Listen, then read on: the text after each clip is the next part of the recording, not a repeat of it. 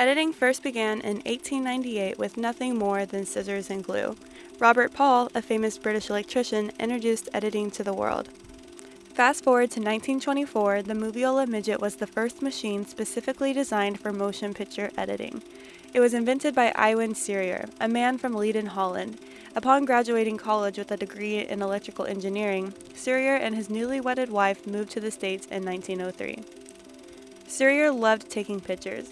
In 1917, his original idea was a home movie projector and had nothing to do with editing. Moviola came from the name Victrola. Serrier wanted this invention to do what the Victrola did for sound, but with movies. However, it was too expensive, which made it difficult to sell.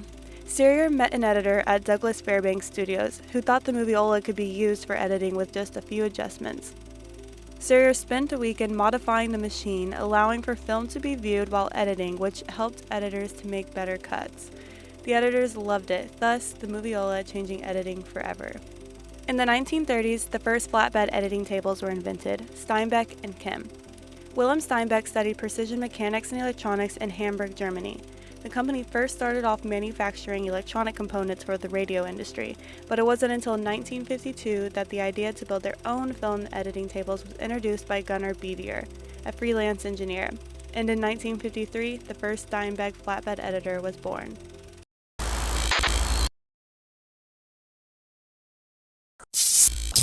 The world's first videotape recorder, the Ampex VRX 1000, was introduced by Ampex in 1956, hailing a major technological breakthrough.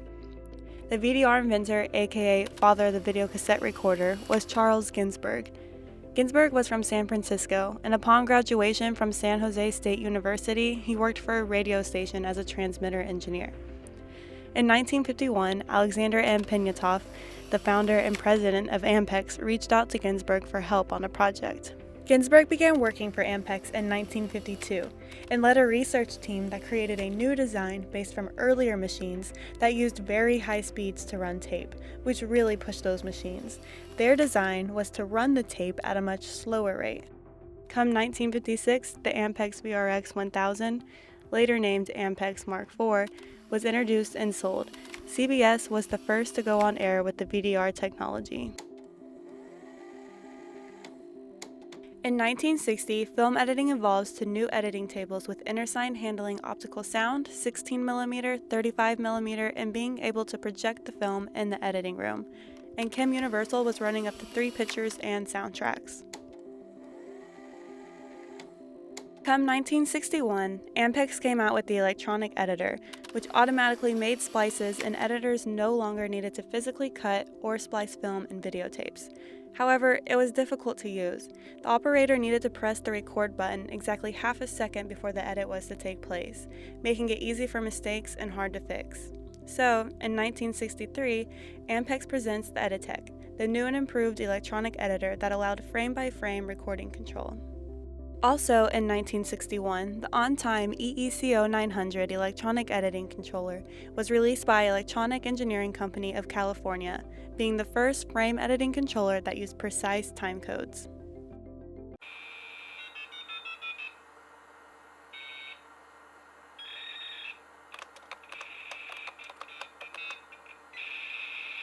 In 1977, the Ampex EDM-1 was Ampex's first attempted computer-based editor that included audio and video switchers, large memory capacity, and a wide selection of controls and special effects.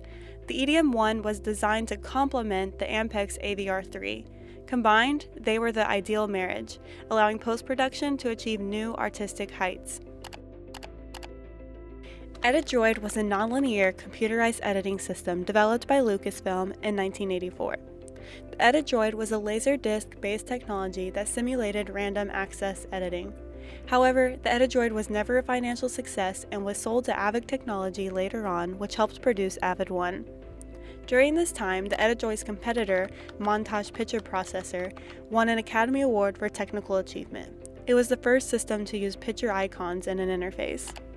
In 1986, the Ediflex, also developed by Adrian Ettlinger, now with the company Syndico, became the most used nonlinear system in the 80s. The Ediflex played a big role in the acceptance of using nonlinear editing. In 1989, EMC and Avid introduced the first digital nonlinear editing softwares, both pioneered from the Edidroid. The EMC2 PC-based system using magneto-optical disc was introduced just months before Avid released their Avid One Apple Macintosh nonlinear system.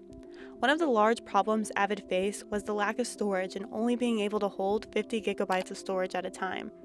In 1993, engineers added 7 terabytes to the system. Bill Warner, an electrical engineer, founded Avid Technology in 1987. With a small team, they invented the Avid Media Composer. The media industry was radically redefined and still considered the gold standard today. Adobe was co-founded in 1982 by 2 computer scientists, John Warnock and Charles Jeske. The name Adobe comes from the Adobe Creek in California that ran behind their houses. The 2 co-workers met at Xerox Palo Alto Research Center, where they researched image processing. The men left the company when they came up with the idea to commercialize enterprise graphics language for controlling printing, and together founded Adobe. Their first product was PostScript, a page description language that enables a computer file to be printed exactly as it appears on the screen. The men then put their focus on software applications and launched Adobe Illustrator, a vector-based drawing program for Mac, as their first consumer product. They released Adobe Premiere, their editing software, in 1991. Lightworks was also released in 1991, another nonlinear editing system.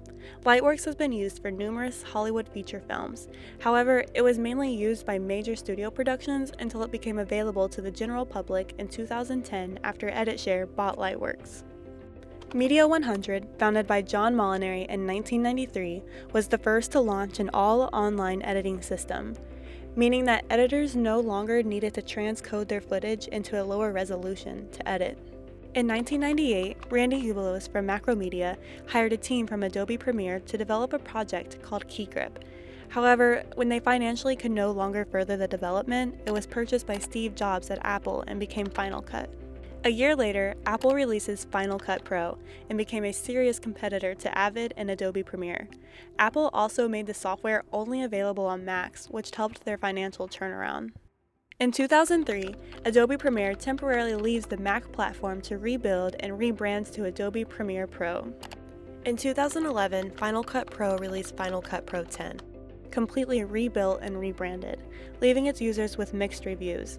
Avid also restructured and came out with a major upgrade and is still used as Hollywood's preferred editing software. These editing softwares now dominate the video editing industry, allowing for anyone to use them. It wasn't always this easy or cheap to be an editor as it is today. We now have these tools at our fingertips, literally, to create on such cool technology, and it's exhilarating to be a part of it. So the next time you're editing a video, even on an app on your phone, you can appreciate the simplicity that it is now and remember how we got where we are today.